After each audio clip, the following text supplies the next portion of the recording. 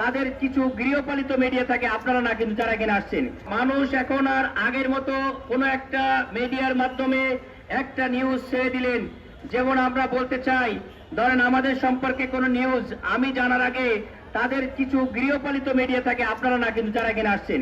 কিন্তু যারা মিডিয়ার, যা টোটাল মিডিয়াকে যারা প্রশ্নবিদ্ধ করছে, পেশাটাকে প্রশ্নবিদ্ধ করছে, এরকম কিন্তু সংবাদ মাধ্যম, যেখানে আপনারা নিজেরাও বিব্রত আছেন কিনা, ঠিক একইভাবে আমাদের ডাক্তারি পেশায় কিছু ডাক্তারের জন্য আমরা বিব্রত থাকি, থাকে না? এরকম কিছু সংবাদ মাধ্যম তাদের বাসায় জন্য এজেন্ট খুলে বসে আছে, আমাদের কাছে আসার আগেই সেটা তাদের সংবাদ মাধ্যমে প্রচার করার জন্য ব্যস্ত, মেডি আছে যে কিভাবে প্রচার করতে হবে। তো এইটা যেমন আছে, ঠিক একইভাবে মানুষ সবসময় আয়নায় তার নিজের চেহারা দেখে না। পাঞ্জাবের জগতে একটি বিশ্বস্ত নাম শাবাব এথনিক ওয়্যার, যে কারণে তারা এরকম বলতে থাকে। তারা তো বলতে বলতে অনেক সময় এরকম হয়েছে যে ঢাকাকেও রাজধানী ঘোষণা করবে, এরকম অবস্থা হয়েছে, বুঝতে পারছেন কিনা?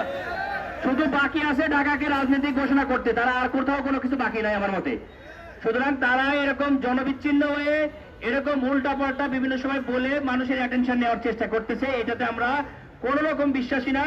বাংলাদেশ জামায়াত ইসলামী বিভিন্ন ইউনিভার্সিটিগুলোতে দেখেছেন সম্পূর্ণ স্বচ্ছভাবে এই রাষ্ট্রকে সহায়তার জন্য চেষ্টা করছে। যত জায়গায় মানুষকে আঘাত করা হয়েছে, আপনার সংবাদ মাধ্যম এই সংবাদ পরিবেশন করেছেন না, করেন নাই?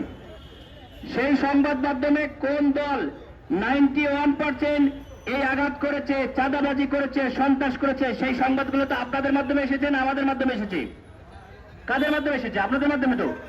সুতরাং 91% এই কথাটা যেমন সত্য, যারা ভোট কারচুপির চেষ্টা করছে, কারা করছে, সরকারি বেসরকারি বিভিন্ন সংস্থার মাধ্যমে, তাদের গুন্ডা বাহিনীর মাধ্যমে, এটা ভোটের ময়দানে আপনারাই আগে সন্ত্রাস কারা করেছে, চাঁদাবাজি কারা করেছে, আমার যারা প্রশ্নকর্তারা তারা এর উত্তর খুঁজে বের করেছে।